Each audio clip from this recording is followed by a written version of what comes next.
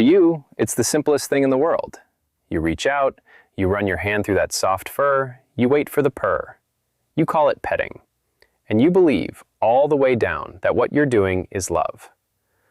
So let me ask you something that's going to sound strange. What if I told you that in the 10,000 years cats have lived beside us, your cat has never once felt your hand the way you meant it? Not as affection, not as a cuddle, something else entirely. Because to your cat, that hand of yours was never simply a hand. In their world, it's part of a high-stakes ritual with rules you were never taught. A ritual that decides, every single time you touch them, whether you belong to them or whether you're an intruder in their territory. And most owners are breaking those rules without the faintest idea they're doing it. Hi everyone, I'm Leo Bennett, your neighborhood cat guy. Today, we're decoding the secret language of touch. What your hand actually is in their world, why the same spot that feels like love one second earns you a bite the next, why the belly is a trap, and the one specific way your cat has been waiting their whole life for you to touch them. Because here's the truth underneath all of it. Every time your hand meets that fur, your cat is telling you something, and almost nobody ever hands you the translation. That's exactly why I wrote the Happy Cat Manual. Everything I've learned about reading cats, all in one place, over at leobennettsecrets.com. Go take a look if you want more happy years with your cat. That's all. Now let's start, beginning with what you're really doing when you pet a cat. Because it isn't what you think. Humans talk. We use words, we use faces, we hug. Cats live in a completely different world, and that world runs almost entirely on smell. In a colony, survival comes down to one question asked over and over. Who belongs and who's an outsider? And the way cats answer it is by grooming each other. They lick one another back and forth, mixing their scents together until everyone in the group carries the same signature. Same smell, same family. That's the password. That's the uniform. So here's what that means for you. When your cat lets you run your hand over their head and their cheeks, their brain is not filing it under affection the way yours is. It's filing it under something closer to identity check. Those cheeks, that spot between the ears, the base of the chin, those areas are loaded with scent glands. Every stroke you take picks up their scent and leaves a little of yours behind. You think you're petting. They think you're grooming. To your cat, your hand is basically a big, warm, hairless tongue. And what they're doing, quietly, is folding you into the group, taking your strange human smell and blending it with theirs until you match, until you belong. In their mind, if the whole house smells the same, the territory is safe. So the next time you scratch those cheeks and your cat melts into your hand, understand what's really happening. You're not just giving comfort, you're being written into the family. Which brings me straight to something that offends a lot of owners, and it absolutely shouldn't. You pet your cat, and the second you stop, they start washing themselves. Right there in front of you, licking the exact spot you just touched. And I know how it looks. It looks like they're wiping you off, like an insult. Fine, I'll just clean that right up. That's the story we tell ourselves. That's not it at all. When your cat grooms the moment you finish, they are not erasing your scent. They are spreading it, pulling that fresh mix of you and them across the rest of their coat so they carry it everywhere they go. It's the opposite of rejection. It's them locking the shared signature in place, making sure your smell rides along with them all day. So the cat that licks itself the instant you're done, that's one of the biggest compliments in the whole language. You just never had the translation. Now let's go back to that bite, because if petting is such a warm, bonding thing, why does it so often end in teeth? Here's the scene. You're stroking your cat, same spot, same rhythm, over and over. They're purring, eyes half shut. Everything says keep going. So you keep going. And then the tail starts to flick. The skin along their back gives a little ripple. And a second later, they've grabbed your hand and they're biting it. You call it moody. You call it random. You tell people your cat just turns sometimes. It isn't random, and I want to take that word off the table for good. Your cat's skin is not like yours. It's wired with an enormous number of specialized nerve endings, sensors built to catch the tiniest movement, the twitch of prey, the brush of another animal. Fine detectors, very sensitive. A few strokes across them feel good, feel like grooming, But keep dragging your hand over the same patch again and again and again, and those sensors start firing faster than the brain can comfortably handle. The pleasant signal tips over into a flood. There's a name for what happens next: overstimulation. The affection maxes out and spills into overload. Picture someone humming your favorite song softly in your ear. Lovely. Now picture them pressing a megaphone to your head and blasting that same song on a loop. Same song, completely different experience. That's the flip happening under your hand. Your cat stops feeling groomed and starts feeling swarmed. And the bite isn't spite, it's the emergency brake. It's their nervous system saying, "Too much, stop, now," in the only word it has. So how do you not get there? You watch the tail and you watch the skin. A flicking tail, a rippling back, ears swiveling back, a sudden freeze in the purr, a head that turns sharply toward your hand. Those are the yellow lights.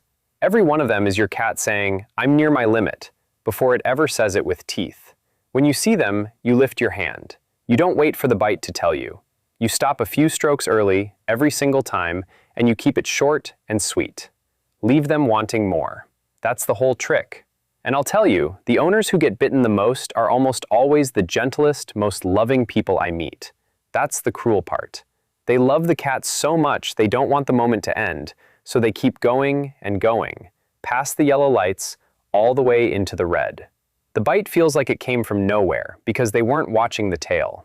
They were watching the cat's face, seeing bliss, and pouring on more of it.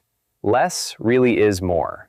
And there's one zone where this tips over faster than anywhere else: the base of the tail. You know the spot. A lot of cats go a little wild when you scratch right there, hoisting their rear end up, and owners take that as, "Oh, they love this." Sometimes, sure, but the nerves packed into that spot are so dense that for a lot of cats it's a chaotic mix. Pleasure and alarm firing at the same time, right on the edge of too much. So go gentle there, read the tail, and don't camp out. It's a spot to visit, not to live. But if you want the real trap, the one that costs the most owners a scratch they never saw coming, we have to talk about the belly. And this is where I need to tell you about a cat named Biscuit. Biscuit belonged to a family I got to know, and Biscuit did the thing. Rolled over on the rug, showed that soft, round tummy, blinked up slow and sweet. And the dad in that house did what almost every human alive would do. He reached down to rub it. And Biscuit's back feet came up like a pair of pistons and raked his forearm, front paws latched on, and everyone in the room decided Biscuit was aggressive. They were half a step from giving up on that cat over a total misunderstanding. Here's what nobody in that room knew. When a cat rolls over and shows you their belly, they are not asking for a rub. That belly is the one place on their whole body with no shield, no bone, no fixed slab of muscle over the organs that keep them alive. In their world, exposing it is the single most vulnerable thing they can do. So when your cat flops over and shows it to you, they're not saying, "Rub here." They're saying something much bigger. They're saying, "I feel so safe in this spot that I'll lie here with my guard all the way down." And then a giant hand drops out of the sky onto that unguarded belly. To their nervous system, in a split second, the trust is gone and the ancient wiring takes over. They grab your hand with the front paws and kick with the back legs, that hard, raking bunny kick. And I know it looks like play, but that motion is old. It's the move for fighting off something that has them pinned, claws working to drive it away. You didn't get invited in and then attacked. You walked into a sanctuary and touched the altar. Poor Biscuit was never aggressive. Biscuit was just misread. So what do you do with a belly? You admire it. That's it. You say thank you with your eyes and you keep your hands to the safe zones. The belly is a compliment to be received, not an invitation to be accepted. Once that family understood it, Biscuit went right back to being the sweetest cat in the house. Nothing about the cat had changed, only the humans had. Which finally brings me to the one you came here for. If the belly's off limits, and the same spot marathon backfires, and the tail base is a gamble, how does your cat actually want to be touched? What's the move that's been sitting there in plain sight this whole time? It's a thing called bunting. You've watched your cat do it 1,000 times. They walk up and bump their forehead into your hand, drag a cheek along your knuckles, press their chin against you and hold it there. That's not just cuteness. Remember those scent glands? The head, the cheeks, the chin? When your cat rubs them on you, they are choosing to mark you.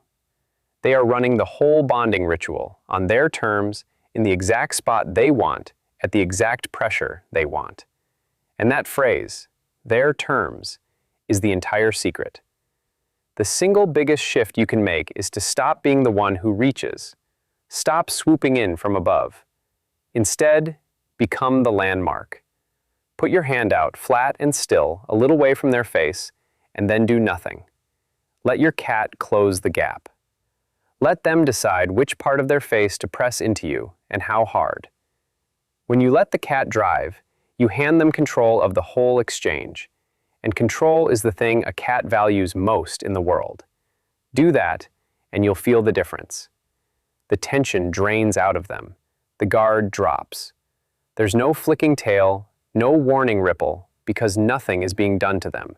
They're doing it, and that changes everything about how their body reads the moment. You've stopped petting a cat and started letting a cat groom you. That's the version of touch they've been trying to teach you all along. And once you hand the cat the wheel, the whole rhythm of the relationship shifts.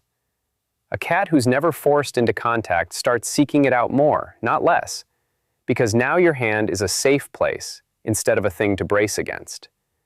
You become the person who never overstays, never grabs the belly, never pins them down. You become predictable. And predictable, to a cat, is the highest praise there is. They start coming to you across the room, tail up like a little flagpole, choosing your lap over every other spot in the house. That's not obedience. That's a vote, cast freely, by an animal who had every option and picked you. So the goal was never to touch your cat more. It was to become the one they walk toward. So here's the one thing to carry out of tonight. Your cat doesn't need you to reach more. They need you to reach less, and let them come the rest of the way. Be the still hand. Be the safe landmark. Be the smell of home that stays put while they decide. And if you've been getting it wrong, if you've been a belly rubber, a marathon petter, a tail base enthusiast, let yourself off the hook. Nobody handed you this rule book. Your cat wrote it in a language made of scent and nerve endings, and you were never given the key. You were being loving the whole time. You just needed the translation, and now you've got it. So tell me in the comments, when your cat bunts you, that head bump, that cheek press, where do they aim? The hand? Your chin? Your ankle at 6 in the morning? I'm Leo Bennett. Put your hand out flat tonight, hold it still, and let your cat close the distance. See what they tell you.